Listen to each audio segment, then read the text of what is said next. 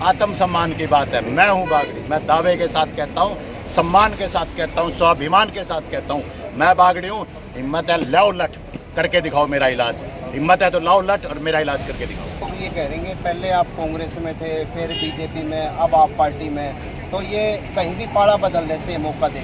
अब शब्दों का लोकतांत्रिक भाषा का प्रयोग किया था। उन्होंने कहा कि बागड़ी और गादड़ी, बोला ये तो लठा तक अब हुआ है, बोला लोगों लठ डालो।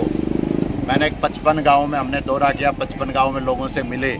आदमपुर उपचुनाव को लेकर चुनावी सरगर्मियां तेज हो गई है। सभी पार्टी के प्रत्याशी सभी गांवों में घूम रहे। आज हमारे साथ है सत्येंद्र जी, जो आप पार्टी के प्रत्याशी हैं। ये लगभग 52 गांवों में एक बार अपना दौरा कर चुके हैं, तो इनसे जानेंगे कि आज इन्होंने एक बताना चाहूँगा एक नए पोस्टर लगाया है। आप देख सकते हैं ये पोस्टर है, मैं हूँ बागड़ी।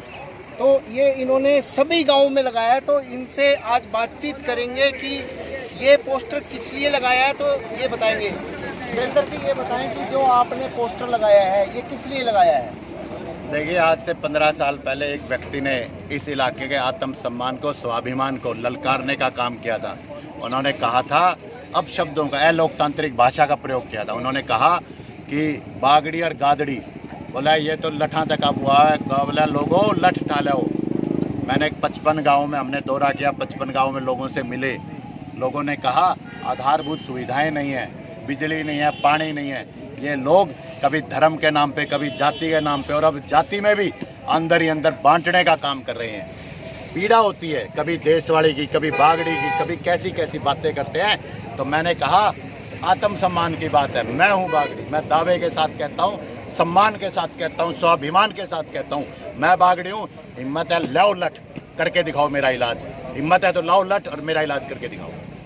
सत्येंद्र जी, कल भगवंत मान जी ने दौरा किया था, यहाँ रोड शो किया था जी, तो उसमें विपक्ष या जो लोगों का कुछ ये कहना है कि विपक्ष का कि उसमें बाहर के लोग ज्यादा थे, यहाँ के लोकल आदमी बहुत कम थे। लोगों का काम है कुछ कहना। अरे कांग्रेस वालों, अरे भाजपा वालों, आम आदमी की चिंता करो, गरीब की, किसान की, मजदूर की, दलित की, पिछड़े की चिंता करो। आम आदमी पार्टी की चिंता मत करो।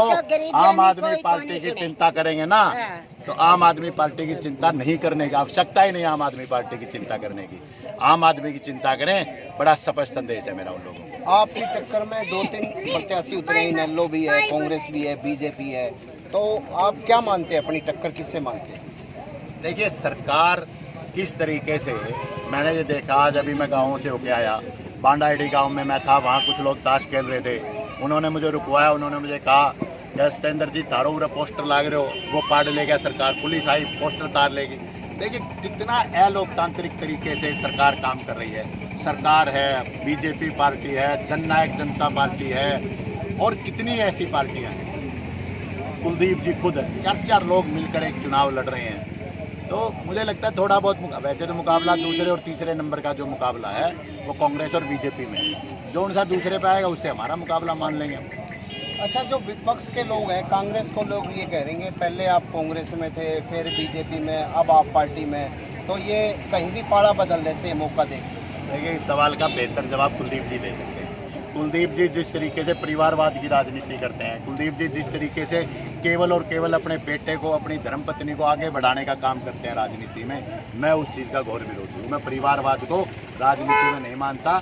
वो केवल और केवल बाबा साहब के सपनों का अपमान होगा, जिसमें उन्होंने संविधान में बिल्कुल क्लियर कहा था, क्लियर सबको एक वोट का अधिकार दिया था।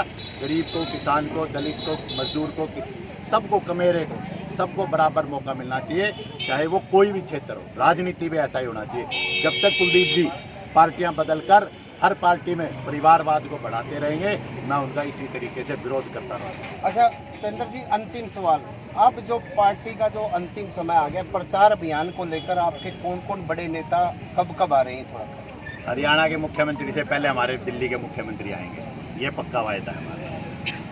तो क्या कहेंगे, जनता से किस तरह का सपोर्ट मिल रहा है? जनता से ज़बरदस्त सपोर्ट मिला, हर्ष है, उल्लास है, उमंग है, मज़ा आ रहा है। असली लोकतंत्र चल रहा है यहाँ पर। और ये जो लोगों ने अपशब्द बोले, जिन लोगों, उनको भी खरा जवाब देंगे। जवाब मिलेगा, 3 तारीख को मिलेगा। जो लठों की बात करते थे, जो गीदड़ों की बात करते थे, उनको जनता जवाब देगी। पूंछ दबाकर भागना होगा यहाँ से।